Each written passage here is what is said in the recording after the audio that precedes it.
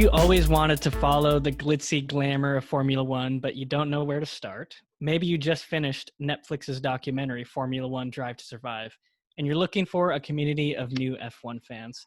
Either way, you've come to the right place. I'm Jarod, and I'm joined by Lucas, and we're going to explain the basics of Formula One to you so that you can follow and engage with us in our F1 discussions. If you like this content, please subscribe to our channel on YouTube or Apple Podcasts and tweet at us at YouThoughtMedia so that we know what content to make in the future. Lucas, why don't you start out by telling us about some of the teams that are competing? Yeah, sounds good. Happy to be here with everyone talking some F1. So we'll start off with the team that is inarguably the best team in Formula One right now, and that is Mercedes. They've been the dominant team for the last half decade or so. They've won the Constructors' Championship every year since 2014, and they're headlined by driver Lewis Hamilton, who is a six-time world champion. 5 of those championships have been won while he's been at Mercedes, one with McLaren back in the day. And he's partnered by Finnish driver Valtteri Bottas. And Jared and I, we're going to go through all the teams here and then give you an American sports comparison so you sort of know who you're rooting for if you choose to root for a certain team. So Mercedes, they're the New England Patriots. Not historically the most dominant team, but in the past few decades or so, they've been the best. Hard to beat every year in it, just like the Patriots have been. So not a lot of history, but at the present, the best team. Yeah. Next up, I'll be talking about Red Bull. So they were the dominant force in Formula One in the early 2010s. They won the Constructors' Championship every year from 2010 to 2013. They were an upstart team a little before that. Their driver, Sebastian Vettel, won the Drivers' Championship every year during 2010 to 2013 as well. They've fallen off a little bit in the past few seasons. They were third. But Max Verstappen is their headline driver. He's arguably the most talented natural driver in Formula One. Just doesn't always have the engine to compete with the Mercedes guys in every race. And their other driver is an exciting young talent named Alex Albon, who came in halfway through last season. And if we're talking American sports comparisons, I'm going to go the Miami Heat on this one. So they were dominant earlier in the decade, slowed down a little bit, but now they're sort of fun, young, and exciting again. So if you're thinking Red Bull, you're thinking the Miami Heat. That's a good comparison. Next up, we got Ferrari, Scuderia Ferrari. They're kind of the equivalent of Notre Dame or Texas football. I like the Notre Dame football reference a little better because everyone always wants to say they're back. And to be fair, they usually are one of the best teams, but they haven't won a Constructors' Championship since 2008. They haven't had an individual driver win the Drivers' Championships since 2007 when Kimi Räikkönen did it. Their current drivers are Sebastian Vettel, who's the Red Bull 4-time driver champion, and Charles Leclerc, who's the new face of Ferrari. He's a rising superstar. He's from Monaco, so he should be good at racing, naturally. Next up, we got McLaren. I kind of think McLaren, they're like the Oregon Ducks kind of football team. They're the fun team, I think. They had their best success when they were in the 80s, especially the late 80s and early 90s when they won 4 championships in a row, Constructors' Championships. They had legendary drivers. You probably heard Alain Prost, and you've definitely heard of Ayrton Senna. Those were McLaren drivers.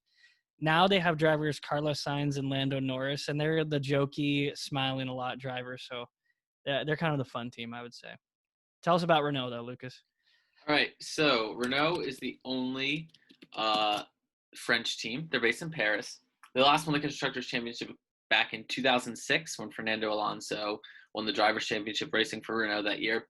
But they've sort of fallen off since then, always sort of jostling around the best of the rest position, and the best of the rest is the team that finishes in 4th, at least for the past decade or so, as Red Bull, Mercedes, and Ferrari usually occupy those top 3 spots. They have good drivers, though Daniel Ricciardo was previously 3rd in the world when he raced for Red Bull, and Esteban Ocon, who's an up-and-coming driver. And if I were to compare them to a American team, I'm going to choose the Detroit Pistons. They were historically pretty decent, especially in the engine making. They never really, as a constructor, have been super dominant, but they provided the force behind a lot of winning teams back in the day. And then they had a very brief blip of greatness in the mid-2000s, just like the Pistons did. But since then, have just sort of jostled around in mediocrity. So another team, there are 10 teams in Formula One. The next up is Haas. So they're one of the newest teams in Formula One, and they're the first American-based team in decades. Their peak came back in 2018 when they finished fifth in the constructors' standings, but they slipped back really far last year to second to last and ninth. Yeah. Their drivers are Kevin Magnussen and Roman Grosjean. Magnussen is probably the better of the two, and he's the one that carries a team usually if they get points. And if we're looking for an American comparison, I'm going to go the Tampa Bay Buccaneers. I'd say there's lots of hype. They've got like that sort of like American cockiness to them, and they sometimes can deliver, like back in 2018 when they like were close to being best of the rest. But it's probably just a lot of noise. Like it's going to be with the Buccaneers this year. They've had flashes, but I don't really think they have what it takes to make it. So Jared, how about you tell us about Racing Point? So Racing Point is the pink car. People are calling him the pink Mercedes this year because they're currently embroiled in a cheating scandal as they've copied the design of the 2019 Mercedes car. Their Renault is specifically protesting the brake ducts. They used to be called Force India if you watch the Netflix documentary. The drivers are Lance Stroll, whose dad is a billionaire and owns the team. That's why he has the seat, though he does hold his own. And their other driver is a very skilled driver from Mexico, Sergio Perez. Honestly, if we're looking at a comparison, it's got to be the Spygate Patriots. I hate to give another Patriots one, but I don't know if their Racing Point's not really one of my favorite teams. So we'll see. They're a new brand. They're going to be Aston Martin next year to try to like get a little bit more brand loyalty and things like that. Next up, though, we have Williams. They're the Cleveland Browns. They're considered the worst team by a long shot, and fairly rightly so. But believe it or not, Williams won 5 constructors championships in the 90s and 4 in the 80s. So they actually used to be really dominant, but now they're the Cleveland teams, really Cleveland Browns specifically. Next up, we have Alfa Romeo. They're the San Diego Padres because they're just completely irrelevant. They're probably the most irrelevant team. The Formula One documentary really doesn't focus on them at all. Noteworthy, they have former world champion Kimi Räikkönen, who is known for not caring at all about press or anything like that, and they call him the Iceman because of that, which is pretty funny. But they're pretty irrelevant, not gonna lie. And for the 10th and final team, Lucas, take it away. So first, before we get started, I've heard Netflix has a vendetta against Alfa Romeo, so that might be why, not the irrelevancy, but who really knows? So okay. We're gonna finish off with another team that begins with Alpha, though spelled a little bit differently. AlphaTauri. It was known until last year as Toro Rosso. It's one of 2 teams owned by Red Bull. Toro Rosso literally translates to Red Bull in Italian, but they rebranded this year and decided to name themselves after Red Bull's fashion label, which I didn't even know existed until I was doing research for this video. Fair. So it was founded in 2006, so an up-and-coming team. The highest they've ever finished was in 6th in 2008 and last year in 2019. Their 2 drivers are Pierre Gasly, who's formerly of Red Bull, but just switched spaces with Alex Albon last year, and Daniel Kvyat, who is a Russian driver. So they're basically a feeder system for the Red Bull team in many ways, in which they just like shepherd their drivers in between those two because they're both owned by the Red Bull company. So I gave my comparison as New York City FC, a soccer reference, which is just a wholly owned club by Manchester City, the English soccer team, and just feeds them players and is pretty recently founded. Nice. So with that, we've wrapped up all 10 teams, and we're going to get a little bit more into the intricacies and nuances of how Formula One racing scoring championships works. So we'll start off with how many drivers there are per team, the absolute baseline level of understanding Formula One. And if you didn't pick up on that before with us talking about the individual teams, each team gets 2 drivers. So for AlphaTauri, for example, it's Pierre Gasly and Daniel Kvyat. For Renault, it's Daniel Ricciardo and Esteban Ocon. So each driver gets 2 teams, and they compete for points. So the top 10 places each get points. And drivers who finish 11 through 20 get no points. First place gets 25 points, second gets 18, third gets 15, fourth gets 12, fifth gets 10, sixth gets 8, sixth gets 8, seventh gets 6, 8th gets 4, 9th gets 2, and 10th gets 1. And whoever runs the fastest lap in each race also gets an extra point added on top. So throughout the year, drivers accumulate these points in all of the races they run. Yep. And then they use those points to determine the 2 championships. There's 2 championships basically each year. The first championship is the Drivers' Championship, where using the point system that Lucas just explained, the drivers compete to gain the most points throughout the season. The other championship is the Constructors, which is the team championship. So you just add up the points of the 2 drivers, and the team with the most points wins the Constructors' Championship. Yeah, and each year they race somewhere between 19 and 21 races. The numbers fluctuated a little bit in recent years, but usually hit somewhere in that 19 to 21 range. They have races all across the world on every continent but Africa and Antarctica. It'd be pretty hard to have a race in Antarctica, so that makes sense. Yeah. But this year there are only 10 scheduled because of the coronavirus pandemic, and all of them are in Europe. Yeah. They originally this year they were supposed to have the most ever, which would have been 22. I believe Formula One is still trying to schedule a couple more races outside of Europe, but yeah, it's yet to be determined. Mm-hmm. Okay, so how does a race weekend go? So they call them race weekends because races are always on Sundays, and then there's practice on Fridays and qualifying on Saturday. So the way that qualifying works is it's a time trial. It's a time trial. There's 3 sessions. They're all called Q1, Q2, Q3. The first session, Q1, all 20 drivers at some point or another will go around the track trying to set the fastest laps. So the 5 drivers with the slowest times in that session will be eliminated from qualifying, and they'll be assigned places 16 through 20 on the starting grid. So basically Q1 lasts 18 minutes, and you're trying not to be one of the 5 slowest drivers, essentially. Then they have a little break. Then they go to Q2, which is the same thing, but there's only 15 minutes, 15 drivers, and the 5 slowest cars are eliminated again and assigned a place. Then Q3, you're absolutely trying to set the best lap possible to determine your starting grid position. This one only lasts 12 minutes. There'll only be 10 drivers. And the fastest car will start in the first position on the grid, which is called pole position. So if you hear them referring to that, that's what that means, is they started first if they were on pole position. Now let's get into some of how the actual Sunday race functions.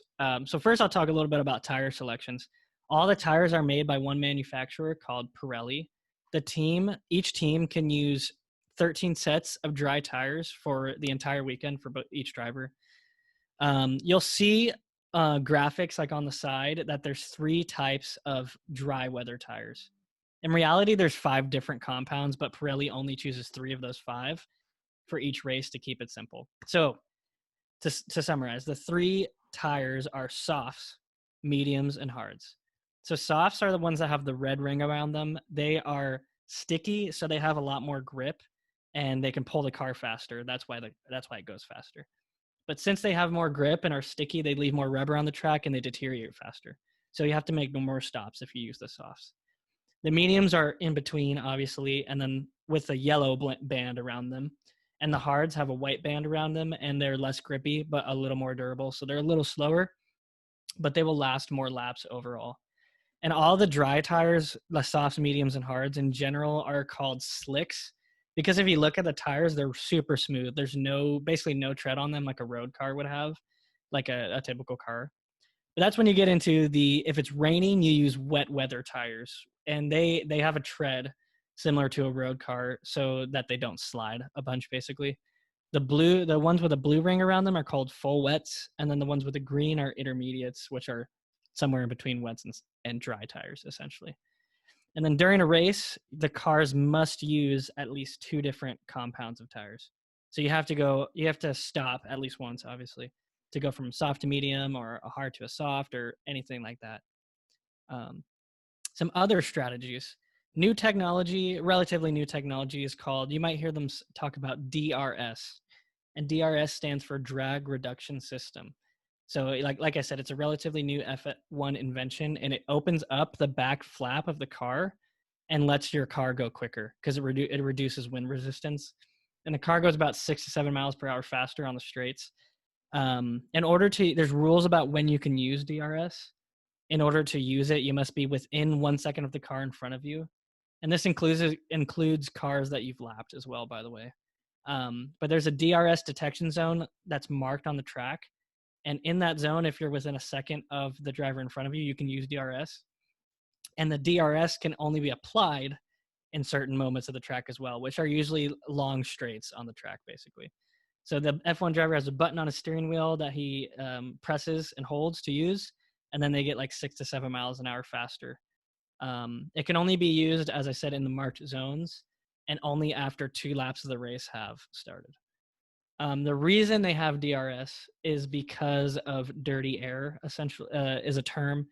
I'm not a physics major, so I don't know all the physics on how this works. But basically, the cars are so complex and have so many different vertices on the car that it disrupts the air and makes it tugs the car behind during corners. The car behind suffers. So they use DRS to compensate for that, essentially, because there wasn't a lot of overtaking in F1 for a little bit. So that's why they want more overtaking. That's what people want to watch. So that's why they added the drag reduction system. When you're on the straights as well, it's if you ever played Mario Kart, you draft off of cars when you're in the straights because you have less air resistance. The car in front is basically pushing all the air out of the way, and you have clean air to ride through. So that's kind of the difference between the slipstream, dirty air, and the drag reduction system. What about penalties, though, Lucas? How does that work? Well, I'm glad you bring it up because, first off, I appreciated the Mario Kart reference. It's how Jarod and I first got into riding and driving, and it's led to this F1 passion all the way down the road. But unlike Mario Kart, there are rules in Formula One, and you can get penalized if you don't follow them. So some of the things you can be instead for a penalty are starting prematurely, speeding in the pit lane, causing an accident, blocking someone unfairly, or ignoring any of the flags that get put out. So if you're given one of these penalties, you can either get a 5 or 10-second penalty depending on the severity of the infraction you commit. If it's earlier on in the race, usually it'll be enforced when a team takes their pit stop to change tires, like Jarod had talked about before. And what they'll do is before they make any of the changes that they need to, you'll sit for 5 seconds or 10 seconds, and then your whole crew can get started changing out tires and making whatever other changes are necessary.